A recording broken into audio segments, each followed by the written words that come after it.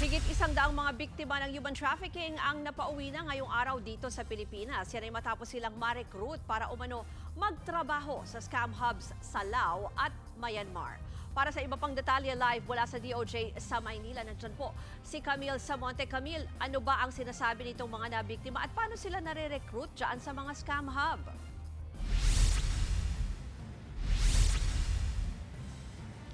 Ruth, inalok umano online ng malaking sahod ang 140 na Pilipinong biktima ng human trafficking doon nga sa Laos at Myanmar. Pero nang makarating na nga sila roon at magsimula ng magtrabaho ay nakaranas raw sila ng pangmamaltrato at pang-aabuso.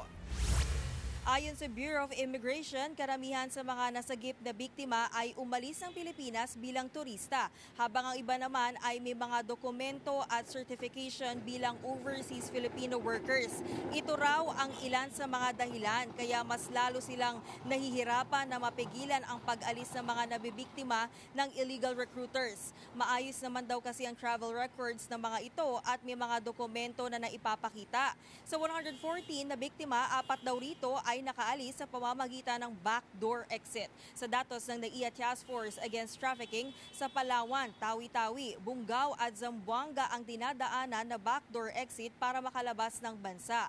May insidente na nga rin daw na may tumaob ang bangka at namatay ang mga biktima habang naglalayag dahil sa napakahaba raw ng ruta para makarating sa ibang bansa. Sa Myanmar, Laos at Cambodia, dinadala ang karamihan na nabibiktima para magtrabaho sa mga love scam hub. Ayon sa Department of Migrant Workers, dito sa mga nabanggit na bansa, nakasentro ang mga scam hub ng mga sindikato dahil may problema raw sila sa law and order. Hindi rin daw basta-basta pwedeng i-request ng Pilipinas na ipasara o ipaban ng mga scam hub sa ibang bansa dahil may sarili silang mga batas na sinusunod. Dahil dyan, patuloy na nakikipag-ugnayan ang Interagency Council Against Trafficking ng Department of Justice sa kanilang counterparts sa ibang bansa para maibahagi sa kanila kung ano ang negatibong epekto ng mga scam hub ng mga sindikato. Pakinggan natin ang pahayag ng DMW.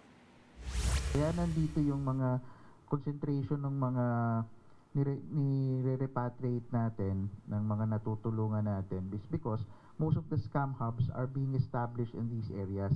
Ito yung mga areas na may problema sa law and order, may problema sa insurgency. So syndicates are taking advantage of that, yung breakdown ng law and order, so that they can evade detection, they can evade any law enforcement actions.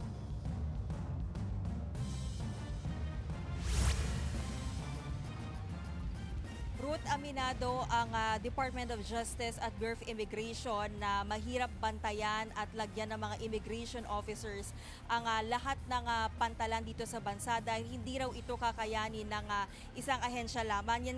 Yan daw ang layunin ng Interagency Task Force Against Trafficking para may tumutok na mga ahensya sa pagbabantay sa backdoor exits dito sa bansa. Samantala, bibigyan naman ng psychosocial support at financial assistance ang mga nasagip na biktima. Ruth? Yan po ang extras report ni Camille Samonte live mula sa DOJ sa Maynila.